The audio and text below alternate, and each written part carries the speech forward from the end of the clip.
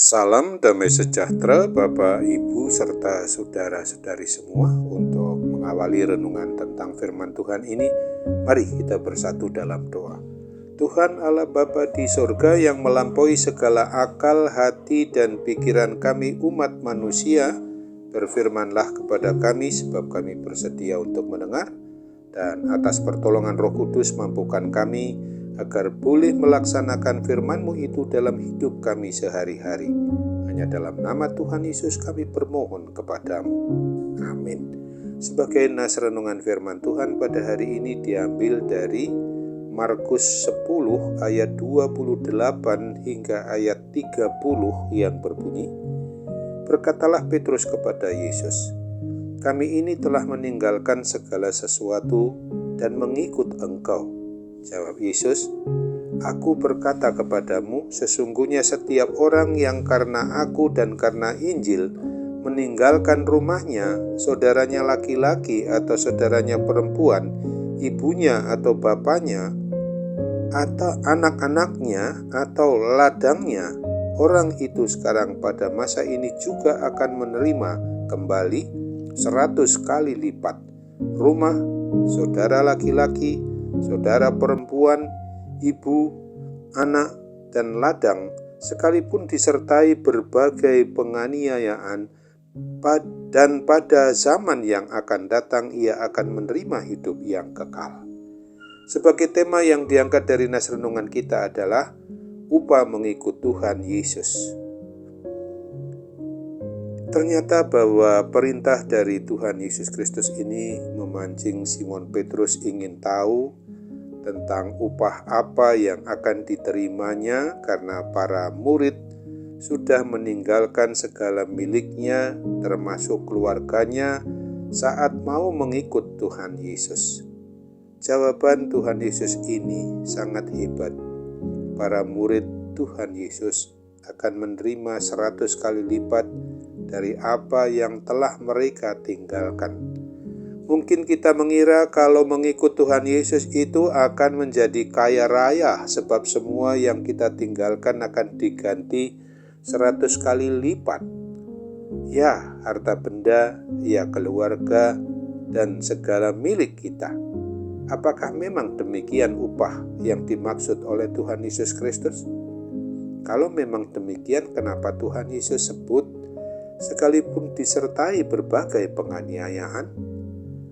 Ternyata Tuhan Yesus tidak sedang berjanji untuk memberikan upah secara fisik atau yang bersifat finansial, yang bersifat duniawi itu, melainkan upah yang berupa cinta kasih Tuhan, kebahagiaan jiwa dan rohani, serta segala kebutuhan kerohanian kita yang dapat kita nikmati selama kita masih hidup di dunia ini.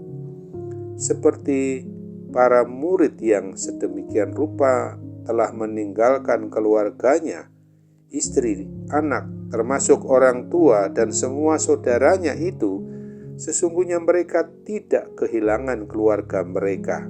Mereka tetap memiliki keluarga masing-masing, ditambah keluarga baru, yaitu semua saudara-saudara yang satu iman, satu keyakinan, yang percaya kepada Kristus yang akan mereka peroleh, yang sangat mengasihi mereka. Begitu pula kekayaan dan harta benda yang mereka tinggalkan. Mereka dan keluarga mereka akan dicukupkan oleh Tuhan Yesus Kristus sehingga tidak akan berkekurangan.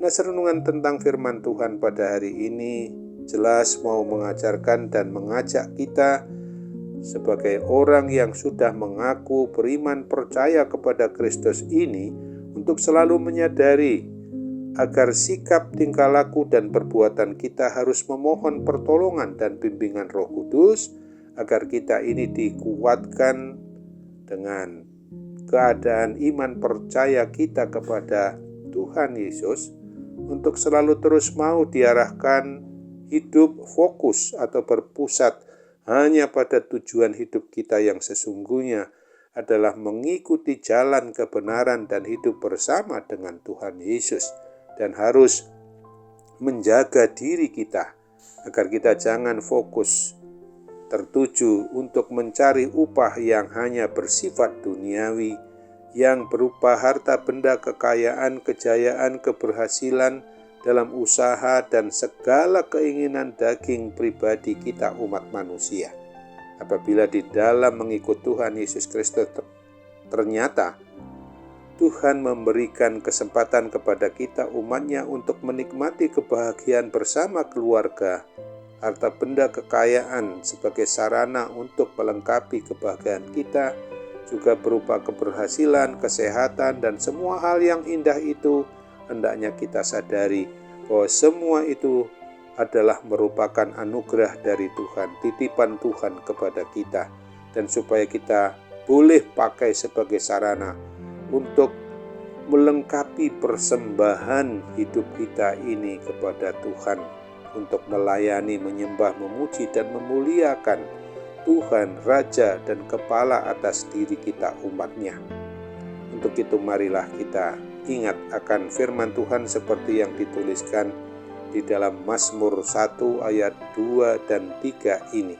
Tetapi yang kesukaannya ialah Taurat Tuhan, dan yang merenungkan Taurat itu siang dan malam, ia seperti pohon yang ditanam di tepi aliran air, yang menghasilkan buahnya pada musimnya, dan yang tidak layu daunnya.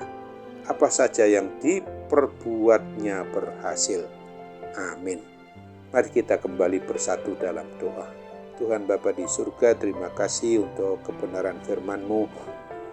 Boleh mengingatkan kami ketika kami masih dan akan terus berada pada jalan, pada kebenaran, pada hidup bersama dengan Tuhan Yesus. Dan oleh pertolongan Roh Kudus, kami sungguh-sungguh harus menyadari akan arti upah untuk mengikut Tuhan Yesus bukanlah sekedar yang akan binasa dan hancur di dunia ini, yang tidak akan pernah sampai kepada kehidupan yang kekal di surga itu. Tapi kami sungguh memang harus menyadari bahwa upah yang besar di surga adalah yang bersifat kekal bersama-Mu, yang sungguh Maha Kudus, membuat kami juga boleh dikuduskan hidup dalam hidup yang kekal. Kami percaya Tuhan mau dengar doa dan harapan kami ini kepadamu. Dalam nama Tuhan Yesus kami mohon kepadamu. Amin.